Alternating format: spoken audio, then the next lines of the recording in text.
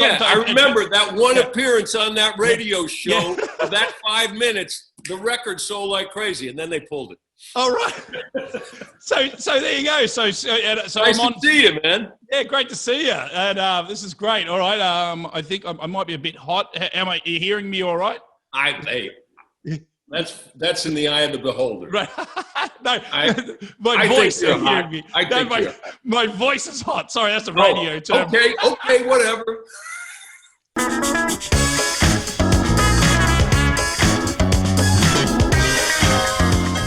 Brad Blanks and I've dialed into the living room of Peter Gallagher. How are you, sir?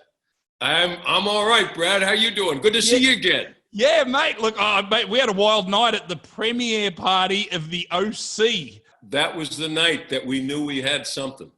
That was I think it was Huntington Beach or something like that, right below Santa Monica. Yeah, that's right, and it was pretty good. I think Paris Hilton was making. Yeah, she was at the height of her game. She was there. You had Sugar Ray. Remember the guy Mark McGrath? Oh, right, because he's great pals with Mark's great pals with our producer. Oh, that's right. Gotcha. Yeah, it was just an amazing party, and the great thing about it is I was in episode 6 of the OC, which was a big moment for my. Which is pretty much why we got season 2. Let's be honest. Thank you. Yes, good man. Now, mate, I love you in Palm Springs. What a movie this is. I tell you, I'm so glad to be doing anything in that movie. As soon as I read it, I thought, oh my gosh, this is so weird. I don't have any idea how it's going to work, but I want to be a part of it. Because all those people that were involved, and it just captured a vision and a point of view that was so fresh. Like a Groundhog Day genre movie, but it takes it somewhere else. And what I love is it has such heart. Like you're moved by it and you laugh at it. And Andy Samberg is amazing, and Kristen Milioti is amazing. Everybody's amazing. J.K. and Meredith and Camilla. I just love the movie. I love that it's out now. You know, we know you're a great performer on stage and sing in Zoey's exceptional playlist. Did I get the name right on that? Zoey's? No, Zoey's extraordinary playlist. Oh, sorry. Please, Brad. You used to be so much sharper a few years ago. What's my name? I don't Gallagher. know. Thank you. Gallagher. I was actually asking. Not to be confused with the guy that smashed watermelons. So, I have been Gallagher. before, no problem. No, but in this, you straight out of the blocks in the pilot episode, you sing Cyndi Lauper's True Colors, and it's truly magical. Well, I'm glad it was, because the key was a little high, but but it was, I'm really glad you feel that way. I swear, because we had a big, speaking of True Colors, Cyndi Lauper song, we had all hits, which is another reason why the show was so powerful, because all these songs already are living within us. They're already attached to memories and feelings and who we are.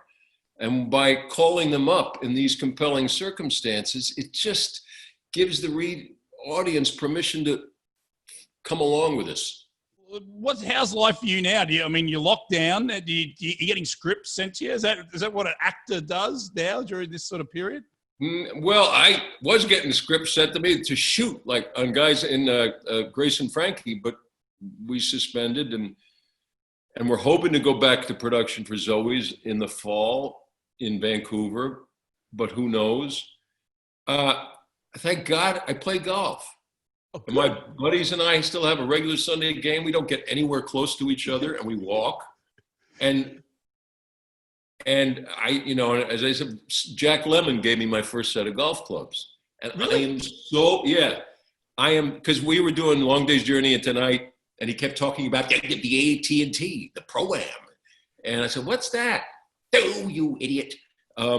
And so he ended up giving me golf clubs and getting me into the game, which I'm so grateful for, because right now, if he had given me a bowling ball, I'd be going, thanks, Jack. Not any good in a quarantine. So this way, so you're performing with Jack Lemmon. He seems to like you. You're a young guy at this stage, and he's obviously a legend, an idol, an icon. And you hit it off with him, and he says, "I'm going to get you into golf, young man." Is that how it went? Well, pretty much. Well, first he said, "I got a set of clubs, and you can have them." So then we did 3 pictures together. We did Long Day's Journey into Night, The Murder of Mary Fagan, and Shortcuts, and played a lot of golf. And then towards after that first time, I said, "So Jack," we wrapped it. So Jack, how about those clubs? All right. And then they had his name on them, so he gave them to me. And then he would threaten to call wherever I was playing and report his clubs as having been stolen. There's a guy with black eyebrows, and he's got my clubs. And but we ended up actually playing in the AT&T, the Pro-Am, not together, but he was like a father to me. I loved him. Oh, what a great story, Jack Lemmon. I mean, we played so much golf together when I honestly could not. I mean, and people would, like, we were in Virginia shooting, and we'd play on the weekends. And people, "Oh my God, Jack Lemmon!"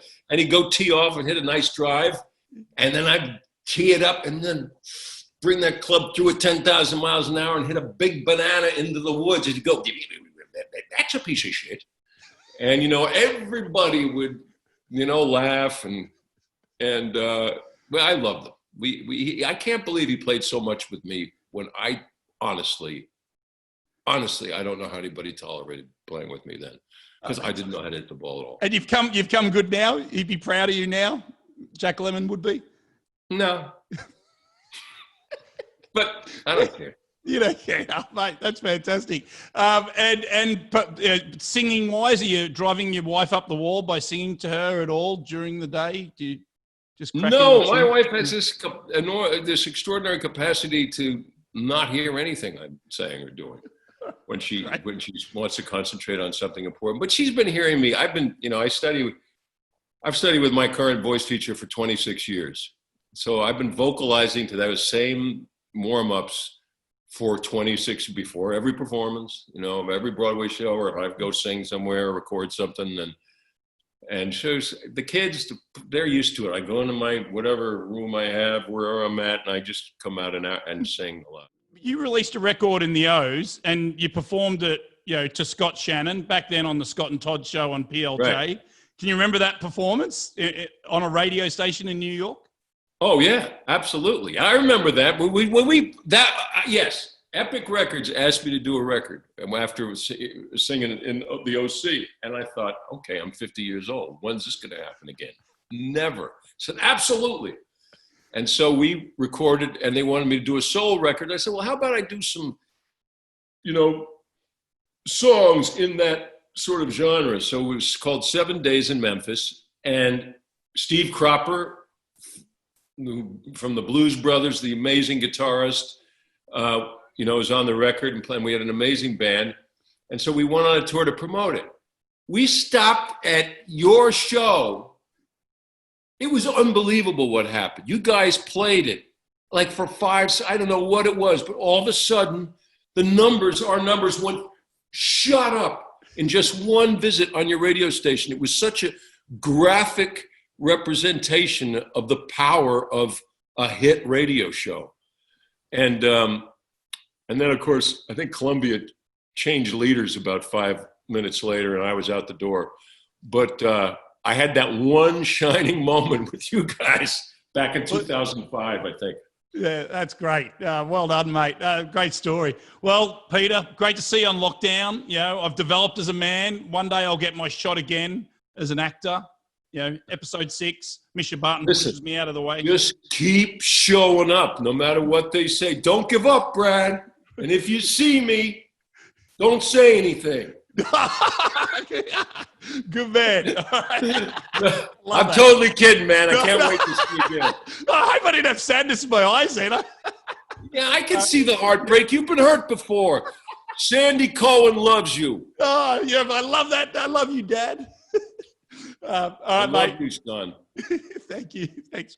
Mate, See awesome, how mate. powerful that is? It is. You're right. There you go. Love, man. I'm No, telling it's you, great. there's a lot of dads out there that didn't Yeah. realize how important they were to their kids. That's right. Yeah, it's great. Well, I had a lot of good times with you, and I did great interviews with you right through the O's. So, you were very good that night.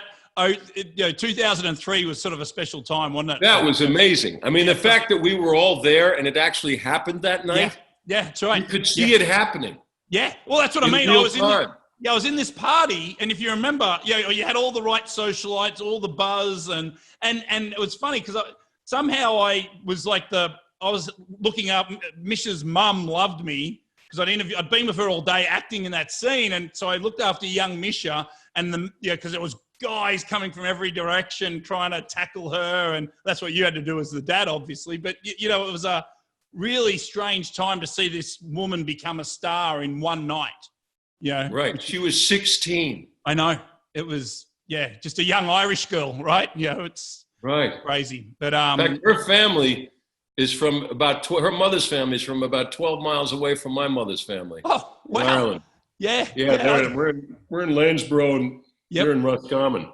Just fantastic to talk with you, and we'll catch up when we all get out into the open again. So I look forward to it, man. Thanks, man. Awesome. All right, see you, mate. Please be well. Yeah, see you.